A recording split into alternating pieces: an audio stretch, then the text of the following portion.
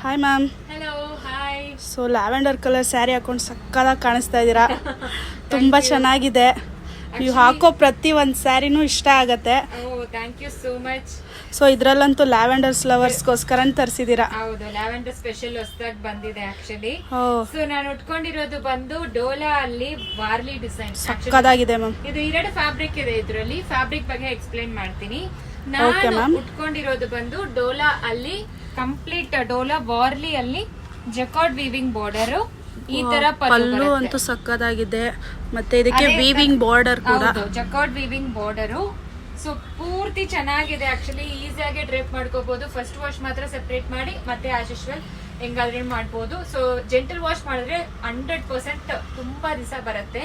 Excellent ಆಗಿದೆ fabric ಅಂತೂ. ಈಸಿಯಾಗಿ ಡ್ರೇಪ್ ಮಾಡ್ಬೋದು. ನಾನೊಂದು 5 ನಿಮಿಷ ಅಲ್ಲಿ ಡ್ರೇಪ್ ಮಾಡ್ಕೊಂಡಿದ್ದೀನಿ. ಸೊ ನಾನು ಉಟ್ಕೊಂಡಿರೋದು ಈ